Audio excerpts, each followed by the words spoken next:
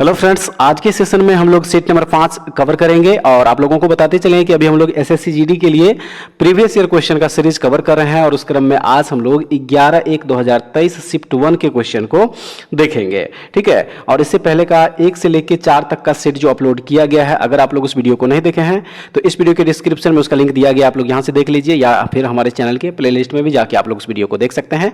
अलग से play list बना दिया गया है। ठीक है, और पीडीएफ के लिए हमारे टेलीग्राम चैनल ब्लेजर्स कॉन्सेप्ट को ज्वाइन कर लीजिए, वहां से इसका पीडीएफ भी आप लोगों को रिवीजन के लिए मिल जाएगा।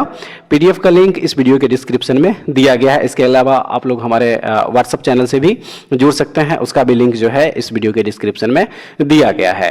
ठीक है, चैनल पर अगर नए होंगे तो प्लीज इस चैनल को सब्सक्राइब कर लीजिएगा और बगल में जो घंटी का निशान होगा उसको प्रेस करना बिल्कुल मत भूलिएगा, क्योंकि जब भी इसका वीडियो अपलोड करेंगे तो आप लोगों को इसका नोटिफिकेशन जो है जल्द से जल्द पहुंचेगा। ठीक है, तो चलिए शुरू करते हैं आज का सेशन। और आज के सेशन में हम लोग जीके जीएस और हिंदी के क्वेश्चन को कवर करेंगे।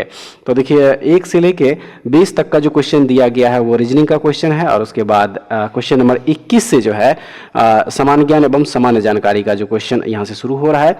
तो देखेंगे, इसको कह रहा है कि भारत सरकार ने राष्ट्रीय मधुमक्खी पालन एवं शहद मिशन नाम की एक नई केंद्रीय क्षेत्र योजना को मंजूरी दी है, जो किस क्रांति से जुड़ी हुई है। जो किस क्रांति से जुड़ी हुई है, सही आंसर इसका हो जाएगा ये मीठी क्रांति से जुड़ा हुआ है। ठीक है, मीठी क्रांति से यह जुड़ा हुआ है। देखिए फ्रेंड्स, भारत सरकार ने मीठी क्रांति के लक्ष्य को प्राप्त करने के लिए मिशन मोड में वैज्ञानिक ढंग से मधुमक्खी पालन के समग्र प्रचार और विकास के लिए 2 वर्ष के लिए जो है राष्ट्रीय मधुमक्खी पालन और शहद मिशन नामक एक नई केंद्रीय क्षेत्र योजना को मंजूरी दी है। तो ठीक है, यहाँ पे क्या हो जाएगा, मीठी जो है, देखिए इस क्वेश्चन का सही आंसर हो जाएगा मीठी क्रांति। उसके बाद जो अगला प्रश्न है, इसमें देखिए कह रहा है, खाली जगह दिया है, उसके बाद कह रहा है कि एक संकरी पट्टी में स्थित क्षोभ मंडल में अत्यधिक ऊंचाई यानी कि 12,000 मीटर से अधिक वाली पश्चिमी हवाएं होती है। इनकी गति गर्मी में 110 किलोमीटर पर घंटा तथा सर्दी में 184 किलोमीटर पर घंटा होती है। तो वह हो जाएगा ऑप्शन नंबर 1 जेट धाराएं। ठीक है, इसे क्या कहा जाता है, जेट धाराएं कहा जाता है। ऑप्शन नंबर जो 1 दिया गया है इस क्वेश्चन का यहाँ पे बिल्कुल सही आंसर हो जाएगा। और उसके बाद जो अगला प्रश्न है, कह रहा है कि स्वतंत्रता के बाद भारत ने किस सन में अपनी पहली पंचवर्षीय योजना शुरू की है। किस ईस्वी में अपनी पहली पंचवर्षीय योजना शुरू की है। राइट आंसर इसका हो जाएगा, देखिए पहली पंचवर्षीय योजना शुरू किया गया था 1951 ईस्वी में। ठीक है, 1951 ईस्वी में जो है भारत की पहली पंचवर्षीय योजना शुरू हुई थी और इस पंचवर्षीय योजना में कृषि और ऊर्जा पर जो है विशेष ध्यान दिया गया था।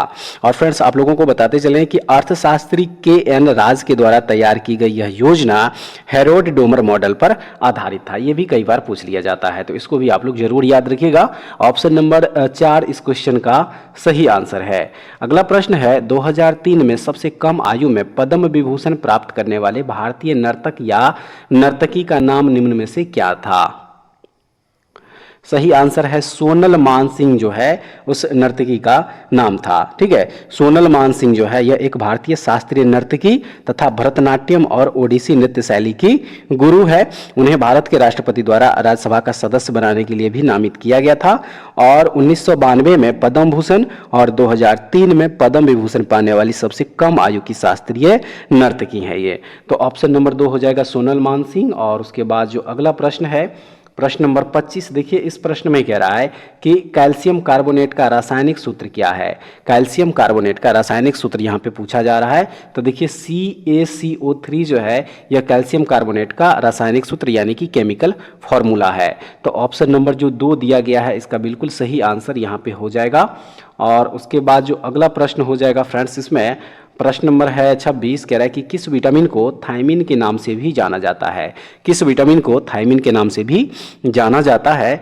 तो विटामिन B1 जो है इसे थायमिन के नाम से भी जाना जाता है, आप लोग जरूर याद रखिएगा। ऑप्शन नंबर जो 3 दिया है इसका बिल्कुल सही आंसर हो जाएगा। बात करें विटामिन B2 की, तो फ्रेंड्स विटामिन B2 का जो वैज्ञानिक नाम है वह है राइबोफ्लेविन। इसके अलावा विटामिन बी3 का नाम है नियासिन, ठीक है, और विटामिन बी12 को जो है कोबालिन कहा जाता है, कोबालामिन। तो इसको भी आप लोग जरूर याद रखिएगा। और ऑप्शन नंबर जो 3 दिया है विटामिन बी1, ये बिल्कुल सही आंसर इस क्वेश्चन का है। अगले प्रश्न में कह रहा है कि अक्टूबर 2022 में मेघालय के राज्यपाल के रूप में किसने शपथ ली? अक्टूबर 2022 में, तो राइट आंसर इस क्वेश्चन का हो जाएगा, देखिए बी.डी. मिश्रा जो है ये अक्टूबर 2022 में मेघालय के राज्यपाल के रूप में शपथ लिया था। ऑप्शन नंबर जो 4 दिया है इस क्वेश्चन का सही आंसर है।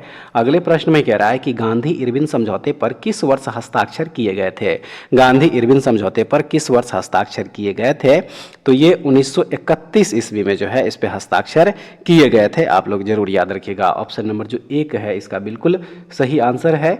अगले प्रश्न में कह रहा है कि एक बजट दस्तावेज जो किसी विशेष वित्तीय वर्ष के लिए सरकार की राजस्व प्राप्तियों और राजस्व व्यय से संबंधित होता है, क्या कहलाता है? ये क्या कहलाता है? तो ये राजस्व बजट कहलाता है। ऑप्शन नंबर जो 1 दिया गया है इसका बिल्कुल सही आंसर हो जाएगा। और उसके बाद नेक्स्ट कह रहा है कि भारतीय संविधान में अंतिम अनुच्छेद को संख्या दी गई है मई 2022 तक प्राप्ति जानकारी के अनुसार। भारतीय संविधान में अंतिम अनुच्छेद की संख्या जो है यहाँ पे पूछा जा रहा है मई 2022 तक प्राप्त जानकारी के अनुसार। तो राइट आंसर इसका हो जाएगा देखिए 395। ठीक है, कितना अनुच्छेद है? तो 395। ऑप्शन नंबर 3 जो है इसका बिल्कुल सही आंसर है। नेक्स्ट है कि नवंबर 2022 तक की स्थिति के अनुसार भारत में केंद्रीय शिक्षा मंत्री कौन है? नवंबर 2022 तक की स्थिति के अनुसार भारत में केंद्रीय शिक्षा मंत्री कौन है? तो इसका जो सही आंसर हो जाएगा वो ऑप्शन नंबर 1 देखिए धर्मेंद्र प्रधान जो है इसका बिल्कुल सही आंसर हो जाएगा। और उसके बाद जो अगला प्रश्न है फ्रेंड्स कह रहा है इसमें कि 2011 की जनगणना के अनुसार किस केंद्र शासित प्रदेश का लिंगानुपात सबसे अधिक है? किस केंद्र शासित प्रदेश का लिंगानुपात सबसे अधिक है 2011 की जनगणना के अनुसार? तो चलिए पहले इसका ऑप्शन देख लीजिए। देखिए ऑप्शन जो यहाँ पे दिया गया है 4 ऑप्शन है, लक्षद्वीप है, पुडुचेरी है, दमन द्वीप है और चंडीगढ़ है। और सबसे अधिक जो है यहाँ पे पूछा जा रहा है, तो राइट आंसर जो इस क्वेश्चन का हो जाएगा ऑप्शन नंबर 2 हो जाएगा पुडुचेरी। ठीक है, पुडुचेरी में जो है सबसे अधिक लिंगानुपात 1037 है। ठीक है, कितना है? 1037 2011 की जनगणना के अनुसार। तो ऑप्शन नंबर 2 इसका बिल्कुल सही आंसर हो जाएगा। और उसके बाद जो अगला प्रश्न है इसमें देखिए कह रहा है, खाली जगह दिया है, कह रहा है को भारत में गुजराती नववर्ष के रूप में मनाया जाता है, यानी कि किसको भारत में गुजराती नववर्ष के रूप में मनाया जाता है? तो ये मनाया जाता है बेस्तु वरस को, बेस्तु वरस। ऑप्शन नंबर 1 इसका हो जाएगा सही आंसर। चीनी उद्योग के लिए प्राथमिक कच्चा माल क्या है? चीनी उद्योग के लिए प्राथमिक कच्चा माल, राइट आंसर इसका हो जाएगा देखिए गन्ना जो है यह चीनी उद्योग के लिए प्राथमिक कच्चा माल है। ऑप्शन नंबर जो 4 दिया है इस क्वेश्चन का है बिल्कुल सही आंसर। और उसके बाद नेक्स्ट क्वेश्चन में है कि निम्नलिखित में से किस शास्त्रीय नृत्य रूप की शुरुआत 16वीं शताब्दी में वैष्णव संत महापुरुष शंकरदेव द्वारा की गई थी? किस शास्त्रीय नृत्य रूप की शुरुआत? तो यह शुरुआत हुआ था कुचिपुड़ी का। ठीक है, कुचिपुड़ी जो है देखिए इस क्वेश्चन का यहाँ पे बिल्कुल सही आंसर हो जाएगा। तो ऑप्शन नंबर जो 2 दिया है इस क्वेश्चन का है सही आंसर। और नेक्स्ट प्रश्न है इसमें कि मोहन बागान एथलेटिक क्लब किस शहर में स्थित है? मोहन बागान एथलेटिक क्लब जो है वह किस शहर में स्थित है?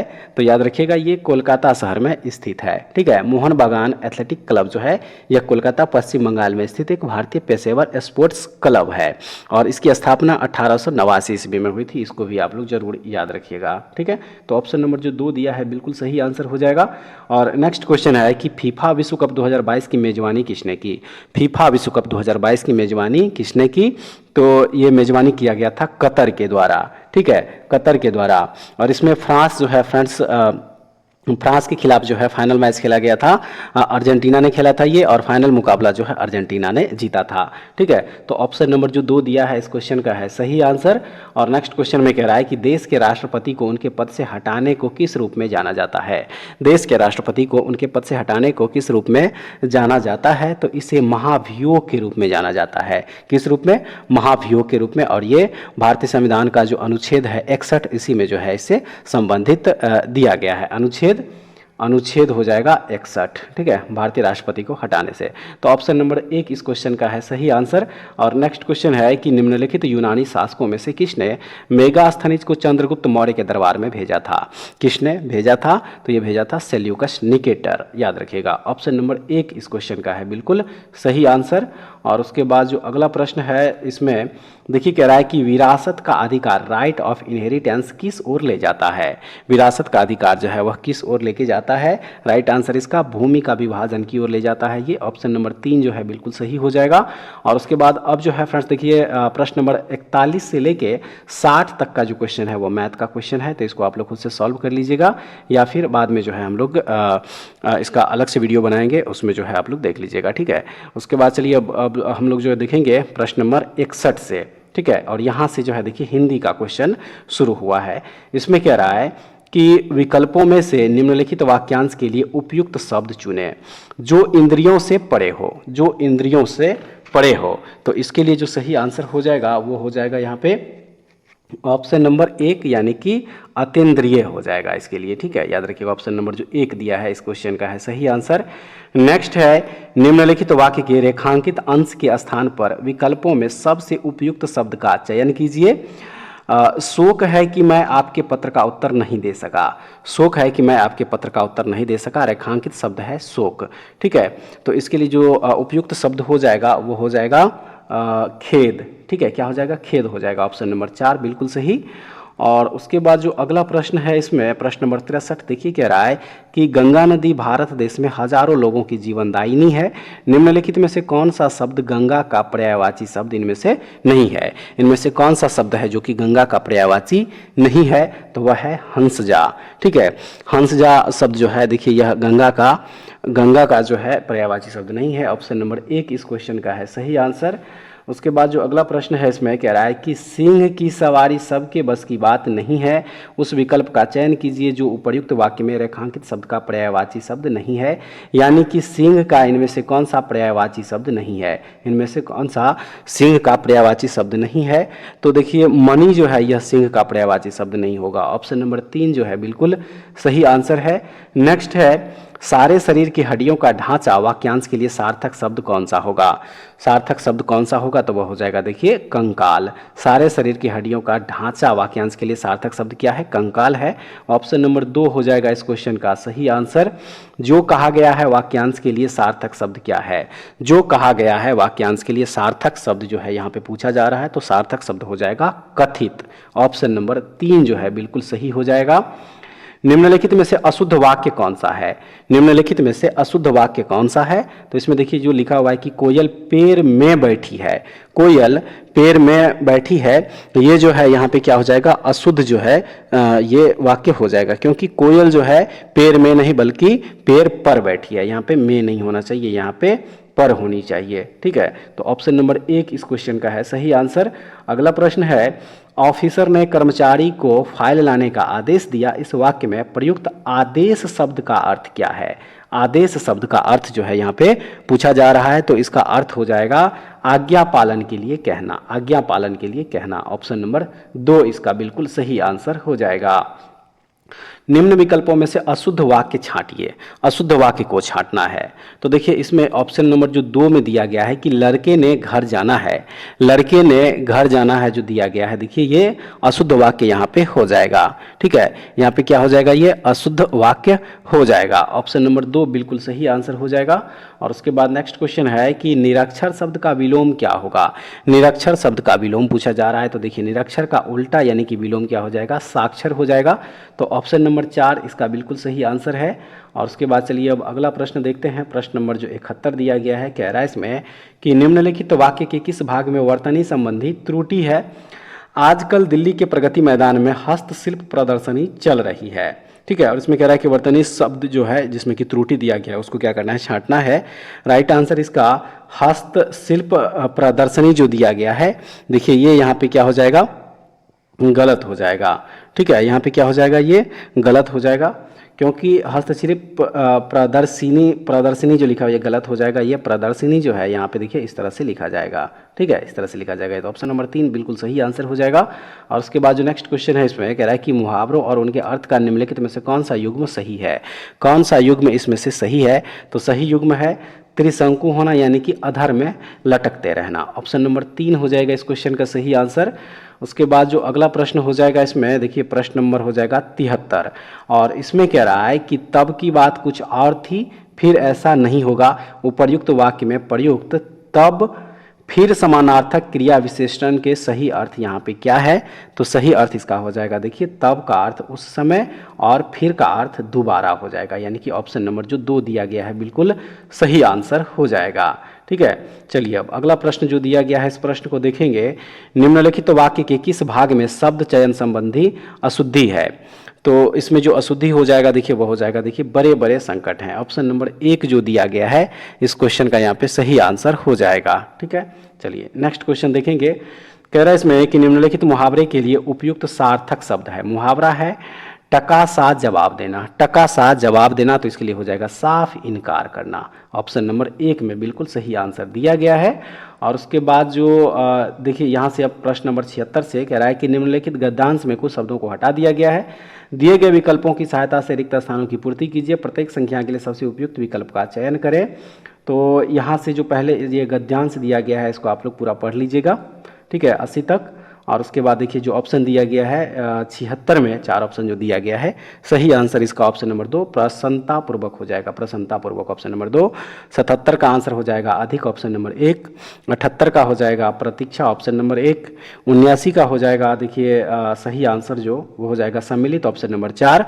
और 80 का जो है फ्रेंड्स हो जाएगा एकत्रित, ऑप्शन नंबर 3। तो फ्रेंड्स उम्मीद करते हैं कि आज का सेशन भी आप लोगों के लिए काफ़ी महत्वपूर्ण होगा, और एक बार वीडियो को शुरू से लेकर अंत तक जरूर देखिएगा और उसके बाद कमेंट्स करके बताइएगा कि सेशन आप लोगों को कैसा लगा और इसमें से टोटल आप लोग कितना क्वेश्चन सही कर पाए। ठीक है फ्रेंड्स, तो ऐसे वीडियो के लिए हमारे चैनल से जुड़े रहिए। नेक्स्ट वीडियो में दोबारा फिर से मिलते हैं, तब तक के लिए जय हिंद।